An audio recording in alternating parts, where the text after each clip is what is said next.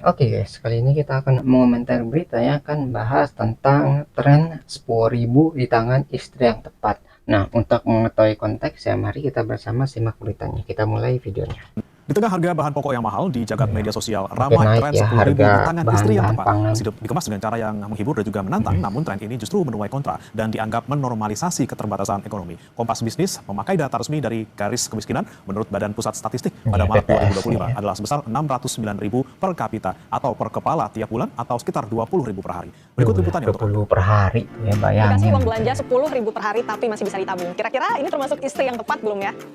Gimana saudara, familiar ya ungkapan tadi? Jadi memang kalau di medsos ini lagi viral tren 10.000 di tangan istri yang tepat. Ada sih beberapa netizen yang ikutan tren ini dan menunjukkan uang 10.000 bisa dibelanjakan untuk beli kangkung, tempe, dan bahkan ada sisanya untuk ditabung. Tapi di sisi lain netizen juga ini ada yang kontra. Mereka menyoroti soal nilai gizi dan juga sisi tanggung jawab seorang suami sebagai pencari nafkah.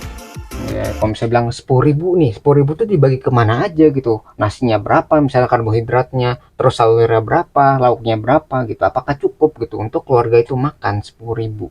Ya, yang 20.000 aja mungkin keteteran gitu. Ini 10.000 gitu. Yang kemarin kan sekitar 600 ribuan lah per bulan. Itu kan sekitar 20 ribuan per hari. Ini sekarang 10.000 gitu kan, lebih kurang lagi setengahnya. Tuh, cukup nggak itu ya buat masalah makanannya saja gitu kan. Tangan istri yang tepat memetik wanita di media sosial. Ada yang menjadikan ini lelucon, namun banyak yang mengakui ini bisa menjadi renungan sosial di tengah ekonomi sulit. Makin Menurut sulit Anda, ya. uang 10.000 rupiah untuk belanja harian istri ini make sense nggak? Atau justru ini sudah kurang mengarah ke masuk kekerasan finansial, akal ya. bahkan toxic positivity? Coba deh kita gali dulu dari perspektif perempuan. Suaminya harusnya punya effort lebih sih, masa 10.000 ya, itu toxic positivity banget, apalagi kalau dipuji-puji ya, istrinya 10.000 harusnya sih. Ya suaminya sih yang merasa malu nggak sih harusnya? Iya Itu sih, ya. toxic positivity banget. Sebenarnya istri yang tepat itu apa gitu kan? Standarnya seperti apa? Idealnya bagaimana gitu? Dan itu tertulis di mana gitu? Di tangan istri yang tepat gitu. Jadi nggak usah lah pakai kata-kata yang istri yang tepat itu. Karena kata tepat di setiap orang itu beda. Kalau memang kamu tidak bisa memberikan 10.000, tidak bisa memberikan lebih dari 10.000 ya kayaknya kamu bukan orang yang tepat gitu aja. Nah itu dia kalau dari sisi perempuan. Di mana Jadi masalah dari sisi perempuannya bilang, wah 10.000 tuh nggak bakal cukup gitu ya, apalagi untuk makan keluarga gitu. Yang jadi masalah adalah si pencari nafkahnya. Apakah pencari nafkahnya itu mampu untuk memenuhi kebutuhan keluarganya? Kalau misalnya tadi 10.000 aja nggak cukup, gimana mau memenuhi kebutuhan gizinya gitu. Jadi yang kasihan adalah si keluarga ini, apalagi istrinya tadi yang dipaksakan harus dengan 10.000 cukup untuk kebutuhan sehari-hari. Itu yang dia stres mungkin istrinya gitu untuk mengontrol keuangannya yang sudah sangat kekurangan lah. laki-laki, kira-kira 10.000 rupiah ini cukup nggak sih untuk belanja istri sehari? Sebagai istri, sebagai suami yang baik itu harus mencoba segala kebutuhan istri. Kalau 10.000 untuk satu hari masak, kalau sebagai anak kos atau anak kuliah sekolah itu masih bisa untuk satu orang untuk beli Satu nasi bungkus. orang tuh Tapi ya. kalau untuk istri sekeluarga, beras pun sekarang 1 kilo 15.000 ya yang bagus ya. Kalau ya. untuk 10.000 mungkin ya bisa Nggak beli minyak pun itu nggak sampai 1 liter ya. Jadi untuk saya itu merupakan kekerasan finansial sih sebagai suami kepada istri. Impossible. Kalau istri bisa hemat tuh salah satunya kekerasan sih. Kalau sebagai suami harusnya semuanya kebutuhan istri bisa dicukupi. Karena menurut saya tuh uang istri itu ya uang istri, kalau uang suami itu juga uang istri. Kalau kita tarik dari data BPS saudara, Garis Kemiskinan Nasional per Maret 2025 itu sebesar 609.160 per kapita per bulan. Jadi kalau dihitung 20 pengeluaran ribuan harian itu sehari. sekitar 20.305 per kapita per hari.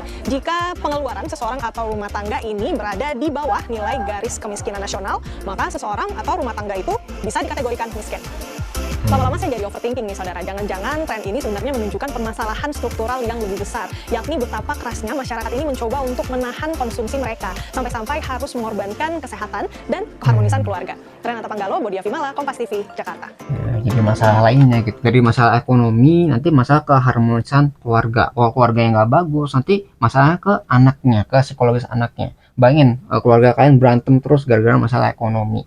Ya kalau ekonominya enak, makan enak, semuanya enak gitu, anak-anak juga nyaman gitu ya untuk hidup di keluarga tersebut gitu ya. Jadi itu ya, jadi satu masalah ekonomi ke masalah lainnya gitu. Itu salah satu permasalahan dasar lah dari kebutuhan hidup manusia gitu. Kalau terpenuhi dengan baik maka nanti hidupnya jadi baik juga, sedangkan kalau misalnya kurang gitu, gimana mau hidup sehat, gimana mau punya anak atau mengurusin anak kalau uangnya aja nggak cukup gitu kan.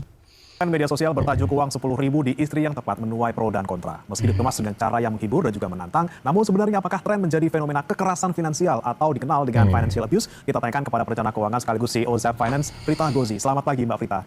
Selamat pagi. Ya Mbak Prita, ini 10.000 di tangan istri yang tepat. Kalau di tangan saya paling cuma jadi batagor sebungkus, Mbak. Ini kira-kira dia buat bisa buat makan jajan nggak? doang. Setuju nggak kira-kira 10.000 itu cukup untuk makan? Dan apa sih bedanya irit sama pelit gitu? Baik, jadi kalau kita mau melihat ini dari konteks budgeting yang baik itu pertama kita harus paham domisilinya adanya di mana. Yang kedua, jumlah tanggungan dari satu rumah tangga itu ada berapa orang. Dan yang ketiga, penghasilan dari pencari nafkah utama itu sebenarnya berapa sehingga merasa bahwa 10.000 atau artinya 300.000 satu bulan adalah hal yang sangat wajar. Karena logikanya kalau kita berbicara budgeting, biaya hidup rumah tangga itu biasanya memakan 50% ini minimal dari penghasilan pencari nafkah. Artinya kalau memang 300.000 satu bulan, kemungkinan besar penghasilan pencari nafkah itu ada di angka mungkin 1 hingga 2 juta rupiah kalau kita tambahkan listrik dan lain-lain lagi. Nah, apakah ini memang kondisi yang bisa digunakan oleh semua orang di setiap rumah tangga termasuk tempat tinggalnya? Tentu saja tidak. Sehingga konteks 10.000 di tangan istri yang tepat setiap hari itu tidak berlaku untuk semua orang. Lalu kalau ditanya apakah ini artinya irit atau ini artinya pelit, maka kita harus kembali lagi. Irit itu artinya kita berhasil mencari alternatif pengeluaran yang paling ekonomis namun tetap bisa memenuhi kebutuhan. Sedangkan pelit artinya kita memiliki uangnya, kita memiliki kemampuannya, tetapi kita memilih untuk hidup susah-susah, bahkan mungkin kalau misalnya kita pakai analogi sepatu gitu ya, sepatunya itu sudah rusak, tetapi dia nambel terus padahal memiliki kemampuan untuk membeli yang baru. Kira-kira itu bedanya. Oke, Gitu ya, kalau irit tuh kebutuhan udah terpenuhi, tapi cari yang paling efisien. Misalnya ada apa ya, kayak tempe harganya 10.000 nih satu papan, yang di toko lainnya itu bisa dapat di harga 8.000. Itu kan lebih irit gitu, 2.000. Atau kalau misalnya belanja sehari itu kan lebih mahal, itu belanja untuk 1 minggu gitu, karena harga 1 kilo bahan makanan itu lebih murah dibandingkan beli seperempatnya gitu. Itu irit ya, jadi untuk memenuhi kebutuhan yang bisa dipenuhi. Jadi kebutuhan yang udah terpenuhi, tapi bagaimana cara untuk mengefisiensikan, jadinya lebih irit. Nah gitu ya, jadi ada efisiensinya di sana. Kalau pelit itu kayak kita yang membatasi diri kita untuk tidak memuaskan keinginan kita. Itu misalnya bisa nih sebenarnya beli kayak tadi kan contohnya sepatu, atau misalnya beli makanan, tapi gara-gara kita pelit gitu ya, jadi tidak mau gitu kan untuk memenuhi kebutuhan tadi gitu, padahal bisa gitu kan. Selainnya masih ada tapi tetap 10.000 per hari, ya namanya pelit gitu ya Mbak Prita ya. Tapi kalau BPS ini bilang kalau garis kemiskinan per bulan itu 600 ribuan, maka kalau 10.000 sehari buat keluarga ini bisa disebut miskin ekstrim nggak Mbak? Baik, jadi saya tentu aja namanya sosial media itu kan banyak clickbaitnya ya. Kita kan juga nggak paham nih. Kecuali kalau misalnya bisa disampaikan, oke 10.000 ini kemudian dapat bahan pangan apa, menjadi menu apa saja dan konsisten selama 1 bulan. Jadi bukan 1 hari aja. Misal dibilang bisa dapat tempe, kangkung dan mungkin beras gitu ya. Pertanyaannya tempe, kangkung, beras ini buat makan apa? Makan siang, makan malam? Apa artinya makan siangnya cuma tempe, makan malamnya sama kangkung? Apa gimana gitu loh? Karena ini yang sebenarnya informasinya yang tidak jelas. Jadi kalau menurut saya sebetulnya mungkin kita tidak perlu mengambil pusing atau melakukan terlalu deep apa ya istilahnya research terhadap hal ini, karena unless memang si pembuat konten bisa memberikan semua data itu dengan gamblang dalam 1 bulan bisa dapat apa saja, berapa porsi untuk berapa orang, dan ingat kebutuhannya, tanggungannya usia berapa, itu yang pasti memiliki kebutuhan gizi yang berbeda-beda. Nah baru deh kita bisa bicara lebih lanjut lagi. Oke, ini kan Jadi harus spesifik ini kebutuhannya untuk berapa orang, terus dia untuk membiayain berapa, terus harga bahan pangannya berapa. Kalau misalnya udah spesifik baru nanti bisa ditelusuri gitu kan. Jadi kebanyakan konten tuh emang buat menarik perhatian aja gitu ya, jadi nggak ada pembahasan yang mendalam mengenai masalah tadi gitu kan. Itu yang jadi penglihatan atau bahasannya gitu ya Mbak ya, dia hanya bilang belanjanya sekian, tapi kita nggak tahu di belakangnya seperti apa, jangan-jangan hanya konten saja. Tapi kalau ternyata emang benar nih Mbak, dari masyarakat yang kami wawancarai ini ada yang bilang kalau emang benar-benar terjadi gitu 10.000 sehari aja, ada yang bilang dibentuk financial abuse atau kekerasan finansial dalam rumah tangga yang diromantisasi. Nah sebenarnya apa sih Mbak ciri-ciri kekerasan keuangan dalam rumah tangga? Bagus ini sekali pertanyaannya ya. Jadi Financial World Health abuse. Organization atau WHO itu mengatakan bahwa financial abuse artinya terjadi pengendalian terhadap sumber daya ekonomi keluarga yang membuat salah satunya alias ada korban kehilangan kemandirian finansial dan jadi itu terpaksa bergantung pada si pelaku financial abuse. Nah dalam konteks rumah tangga apa aja nih yang mungkin terjadi? Pertama, salah satu menguasai seluruh penghasilan pasangan. Artinya satu penghasilan ini diserahkan pada satu orang pasangan dan tidak ada transparansi dalam penggunaannya. Yang kedua, melarang pasangan bekerja atau berpenghasilan sehingga korban akan sangat bergantung finansialnya pada pelaku. Yang ketiga, membatasi akses terhadap keuangan. Misal, PIN tidak boleh disebar, atau punya kartu ATM hanya dipegang satu orang, atau akses ke aplikasi keuangan keluarga itu hanya dipegang satu orang tanpa mau diberikan kepada yang lain.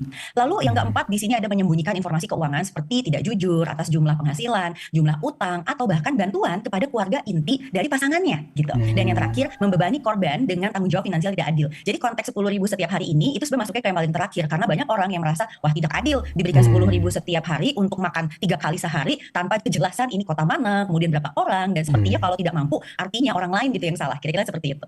jadi masalah tadi ya, kejelasan informasinya. Kalau Kalau misalnya informasi jelas tadi misalnya di daerah mana, terus biaya bahan pangannya berapa, atau keluarga yang dikasih makan tuh berapa, itu juga bisa diperjelas. Kalau misalnya kontennya tadi cuma clickbait atau cuma sekedar cuma konten, berarti ya nggak perlu diperdalam lah gitu ya, nggak ada, karena nggak ada spesifiknya, karena setiap daerah itu memiliki kebutuhan yang berbeda-beda. Yang di Jakarta tuh beda sama di Jogja, ataupun yang di misalnya di Pulau Sumatera itu mungkin beda lagi kebutuhannya. Makanya bilang 10.000 cukup atau enggak ya tergantung daerahnya, tergantung kebutuhannya. Jadi itulah yang membedakan gitu ya, ada spesifiknya atau tidak. Kalau tidak spesifik ya ini anggapannya kayak cuma konten saja, atau ya biar orang tertarik, wah 10.000 cukup nggak nih, jadi tantangan gitu kan, Sekali ada jenis kekerasan challenge gitu. keuangan dalam rumah tangga. Tapi kalau kita ngomongin soal kekerasan yang lain, mungkin orang bisa oke, saya mau lapor polisi, saya mau ke Komnas Perempuan. Tapi kalau seseorang kemudian terkena korban kekerasan finansial dalam rumah tangga, ini cari bantuannya kemana, Mbak Prita?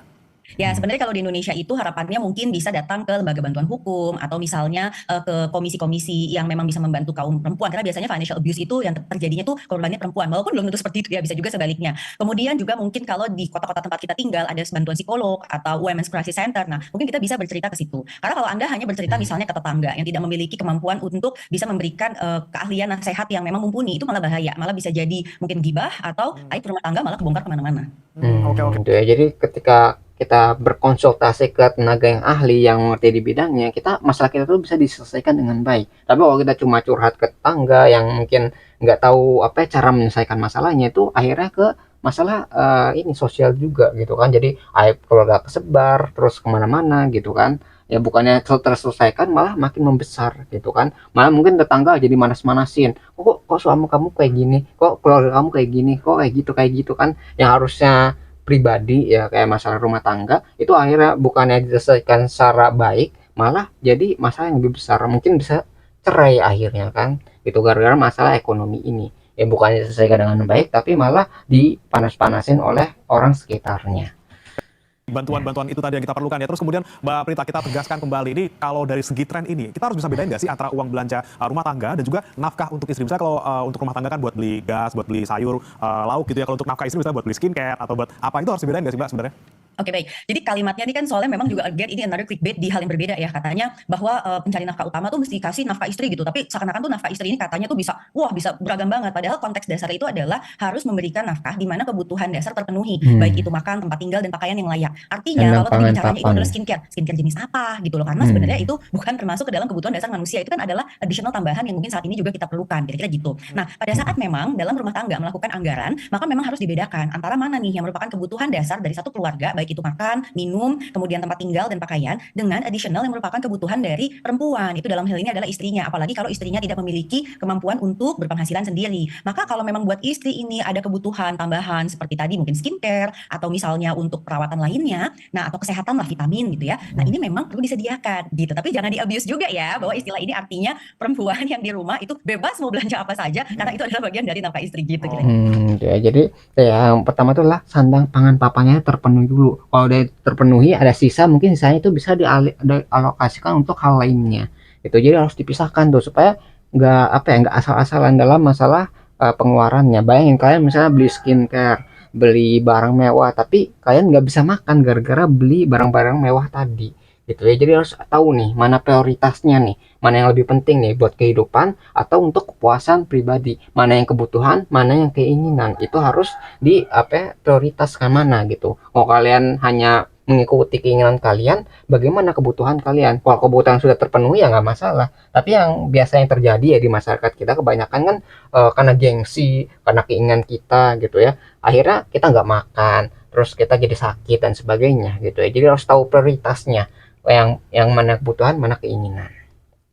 Prita, ini kan banyak kemudian netizen yang melihat konten ini kemudian ngerasa tertekan, ngerasa tersentil, ngerasa saya bukan istri yang tepat dong ya gitu. Bagaimana kemudian menyikapinya nih Mbak, konten-konten semacam 10 ribuan ini kemudian membuat Ya, orang-orang masalah jadi merasa konten insecure. ya. Kemudian yang seharusnya menjadi gimana ya, cara untuk mengatur keuangan yang benar seperti apa Mbak Prita terakhir?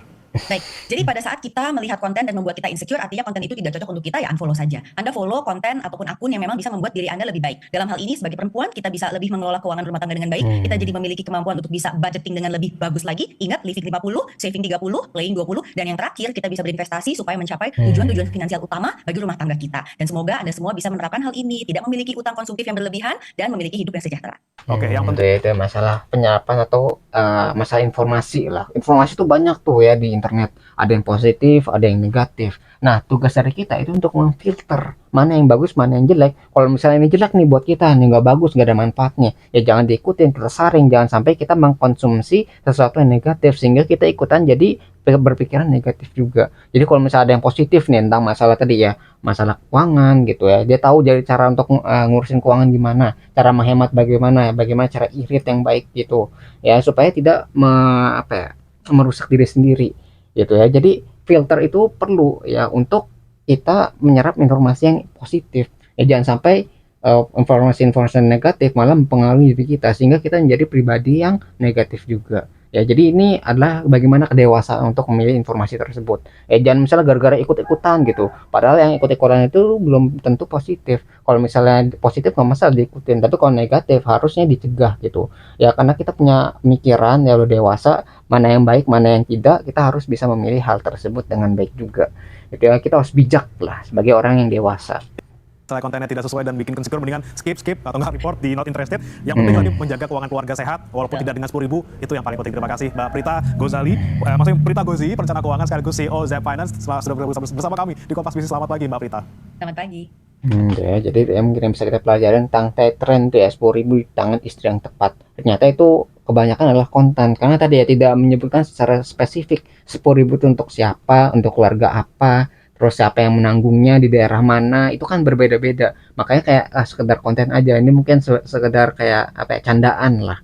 10.000 ya yang di ekonomi sekarang mungkin sangatlah sudah cukup ya untuk apa ya, makanan yang bergizi misalnya, yang misalnya untuk karbohidratnya, untuk proteinnya, masalah apa ya, lauk dan sayurnya juga itu mungkin tidak mencukupi gizi kehidupan manusia normal gitu ya, yang dewasa ya. Itu kalaupun 10.000 kayaknya nggak bakal cukup, apalagi tadi ya untuk satu keluarga itu ya, untuk satu orang aja mungkin buat jajan doang gitu, jajan doang itu mungkin nggak kenyang gitu kan, bayangin hanya mungkin untuk beli batagor atau buat jajan gorengan, itu pun nggak bakal cukup gitu kan. 10.000 tuh kayak kurang sekali itu ya. Jadi kayak ini hanya konten dan kita harus mampu menyaring informasi mana yang bagus mana yang tidak. Kalau yang bagus kita ikutin, kita pelajari, yang buruk kita saring, jangan sampai terkonsumsi oleh diri kita gitu ya. Itu masalah konten ya. Itu mungkin yang bisa kita pelajari dari berita ini mengenai tren yang cukup viral kemarin. Nah, kalau yang terkait dengan sumber beritanya, link sudah saya cantumkan di deskripsi video. Mungkin sekian yang bisa saya sampaikan, semoga video bisa bermanfaat. Kurang lebih mohon maaf. Kita ketemu lagi di pembahasan selanjutnya, insya Allah.